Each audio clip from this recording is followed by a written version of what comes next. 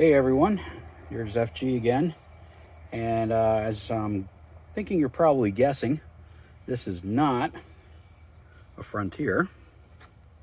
This is actually my weekend toy. Let me back up here a little bit, show you the car, and you're probably wondering, hey, why is this in here? Well, let me get to that. Some people, when they're starting out with automobiles or don't know a whole lot about electrical systems, get confused between a battery charger and a battery maintainer. Now let me tell you, they're kind of the same in a way, but they do have some major differences, and I'm going to explain that. First, let me get close up on here.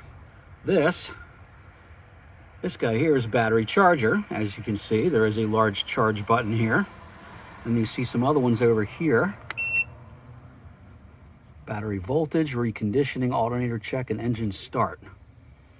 Okay, so the differences here, this one is just straight up for charging your battery if the vehicle's battery is low. Since this is my weekend toy, it doesn't get driven a whole lot, and so it does happen to sit on more occasions than probably running, and so the battery can get drained down simply by dint of just sitting. So again, let me zoom in here a little bit. Okay, so what this is doing, FLO, is float, which means the battery's fully charged now, and this is just maintaining. Let me come over here. So these are pretty obvious. If the engine is running, you can use alternator check, and it will tell you the alternator is functioning correctly. This guy here you want to be using with a little bit of prudence. That will put a large amount of current directly into the battery immediately, usually in the range of 55 to 70 amperes. Only use that, well, basically in an emergency kind of situation where you must get the vehicle running immediately. Why I'm saying that you would want to be careful with using that is because that is going to put a large load on the alternator. As soon as this unit is disconnected, all of your charging then is coming from the car's alternator itself, trying to recharge a depleted battery, which is not a great idea. So that's why I say use that more in an emergency situation. Battery voltage obviously is pretty simple here. You see that changes there. And battery reconditioning is used if a battery is older and has been sitting for a period and you think that it may have some sulfation or other things going on. That's a little bit outside of the scope of this video. This is more like a 101 level. So anyway, back to that.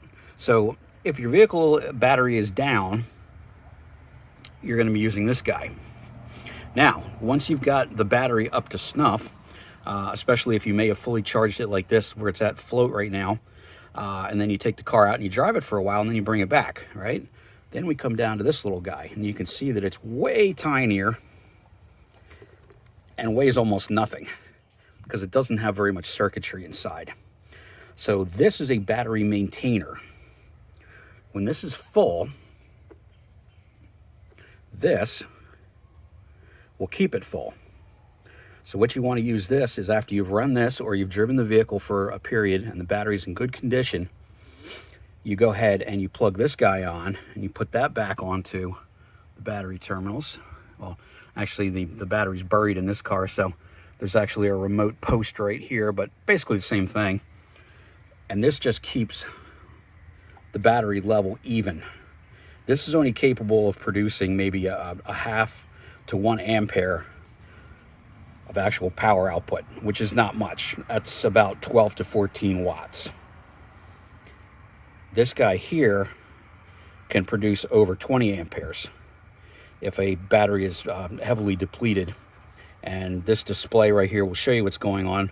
As I mentioned, it's only in float right now because the battery's fully charged, but if this battery were down, you'd see indicating numbers reading right in here, telling you how many amperes are being delivered. So that's basically it in a nutshell, the difference between a charger and a maintainer. Now this one does have maintaining capability as well, which is why it's in float right now. But you wouldn't want to use that long term because this is a much more expensive unit.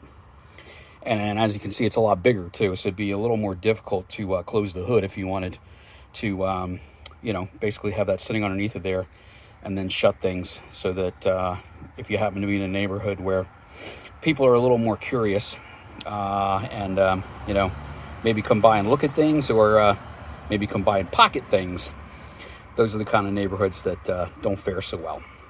So, not to belabor the point, that's the difference between the two.